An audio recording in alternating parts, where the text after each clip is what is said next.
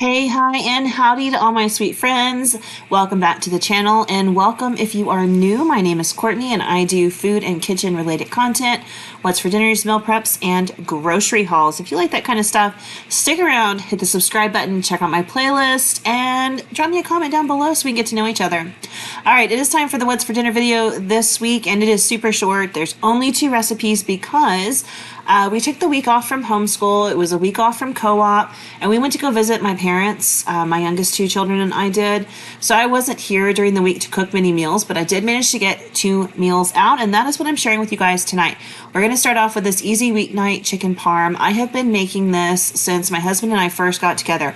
I used to be able to buy these chicken patties, and I think it was actually like the Tyson brand. You could get a 10 pack of them at Walmart for like 2 something way back in the day, and I would buy them and we would have chicken sandwiches and we would have chicken parm, easy weeknight chicken parm. It was cheap and it was simple and it was something I could throw together really easily, and I'm doing that tonight. I've got those frozen chicken patties. I sprayed my sheet pan and I'm popping them in the air fryer for about 5 minutes, and there I have some pasta and a jar of sauce. That Dave's sauce I got for free one day from the grocery store. I was super excited to try it, but I gotta tell you guys, it was on the bland side. I did not love it.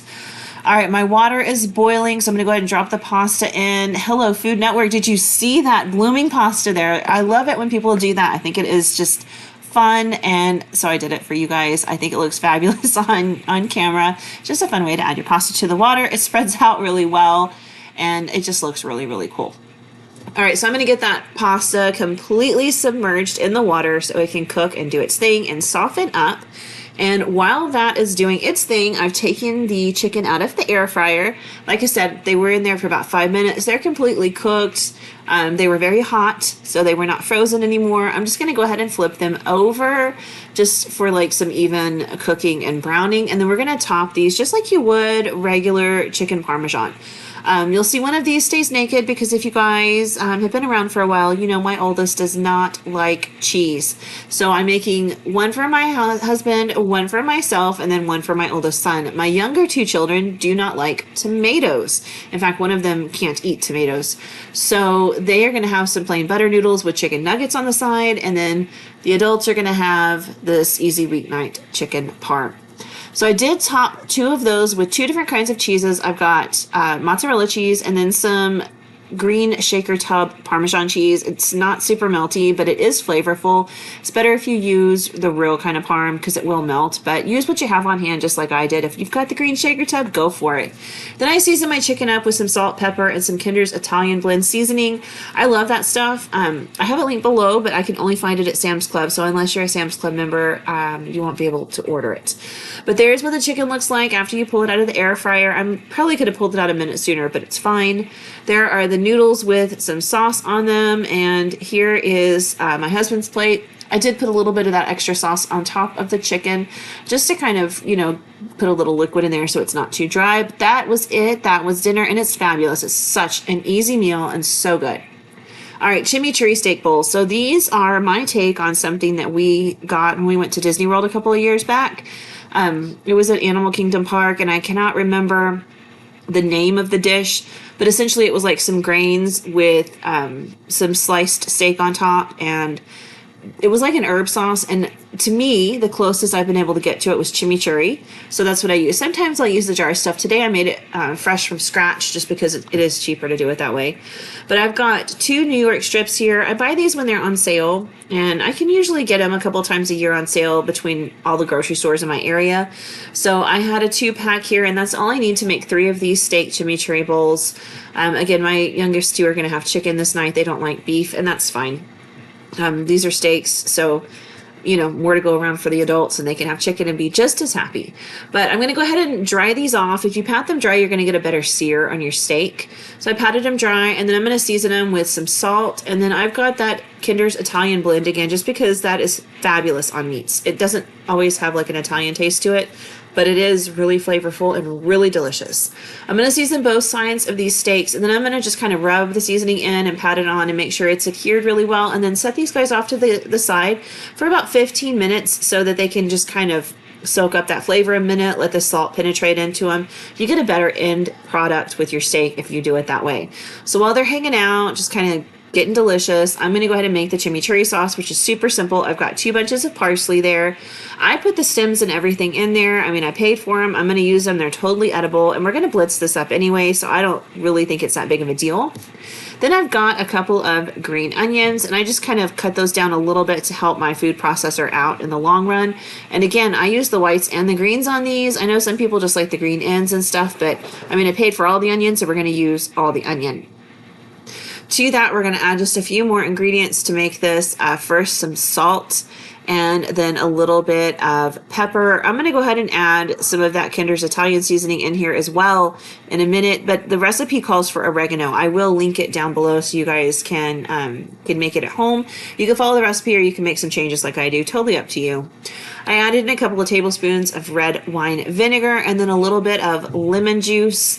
I did probably about a tablespoon of lemon juice, you know, roughly about the amount you would get from one regular sized lemon. And like I said, the salt and pepper, and then finally garlic. I'm using my confit garlic. You use what you like and what you have. You can do fresh, you can do garlic powder. It's totally up to you. I love the confit garlic, and I do have my video linked down below if you guys are interested in making it for your household. It is my favorite condiment in the kitchen. I just think it's fabulous and just has such a wonderful flavor. I also added in a little bit of olive oil, and I let it run in the food processor, and this is what it looks like after it's run for a couple of minutes. So I like to scrape down the sides, and I could tell at this point you're going to need a little bit more liquid, so I added some more olive oil in there. I can just tell because obviously the leaves are not pulling down to form an emulsified sauce, and when you see that that's just not happening, it's because you don't have enough liquid. So 1 tablespoon at a time, add some more liquid in there until it all will blitz up properly in your food processor, and you've got this beautiful sauce. You can let it run as long as you want. I like a little texture to mine, but if you want yours like almost liquefied, let it go for a good long time. You can use your blender, you can use a food processor like I am. If you don't have any of those, you can even hand chop all of this, just get it really fine, you know, as fine as you can, and then add in your, you know, oil and your vinegar and your lemon juice and your seasonings, and you'll still have a really good sauce. You might want to whisk the oil and vinegar and stuff together first to try to get a little bit of an emulsification. But in the end, it's the same deal. I'm going to let that sit off to the side while we cook this couscous. I have chosen to use couscous. You could use any kind of grain, though, if you wanted to do like rice or any kind of pasta. I personally love it with couscous. However, for quite a while in the past, I would just use the Uncle Ben's long grain and wild rice. I would just cook up 2 boxes of those, or of that particular rice blend, seasoning and all. And that's what we used for this for quite a while. It tastes fabulous. When I do cook the couscous, though, or if I was doing plain rice, I like to throw 1 or 2 chicken bouillon cubes in the water with the pasta just to kind of give it a little extra flavor. All right, let's get those steaks cooking. They've been seasoned, they've been sitting. They're not nearly as cold, so it won't shock them as much now. We're going to go ahead and toss them in a skillet. Really, cast iron is probably the best way to go, but I was not in the mood to pull out my cast iron and have to clean my cast iron, so we're just going to cook it in a nonstick skillet. It still comes out really, really good. It's a lot easier, but you definitely get a better sear in a cast iron or on a grill. I certainly wasn't going to go outside and grill today. We have got the heat back down here in Texas, and I was not interested in being out there with it. Yesterday, we had a field trip. We went to our local airport, and we were on the tarmac with a plane out there for a while and the fire truck, just so the kids could, you know, see it and learn about it. But y'all, it was like 100 degrees outside, and we're on that black tarmac with the engines going around us. It was miserable, so I have no interest in being outside in any heat after that. All right, I've cooked the steaks on both sides, and they are pretty much done. Cook them to your likeness. We like ours a little bit on the rare side, but you might like yours well done. It's cool, whatever your household likes. And then I'm just tossing in 1 tablespoon of butter there, just to add some extra flavor and a little extra color. I like to pat it on the top, pat it on the bottom, rub the steaks around in the butter, flip them a couple of times, just so they get all that delicious buttery flavor and a little extra color and caramelization. Butter browns, and it browns the meat really well too. So if you don't have the exact color you're looking for, that butter will do it. Then I let these guys rest for about 10 minutes, and then I just thinly slice them. These New York strips are super tender, so slicing them is very, very easy. Make sure you trim off any excess fat and stuff unless you like it on there.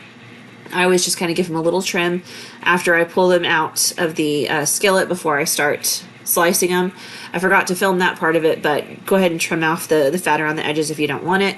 And I love the thin slices. I probably could have even sliced these in half so the strips weren't so long, but I didn't really think about it. And this was fine too. It was super tender and easy to eat.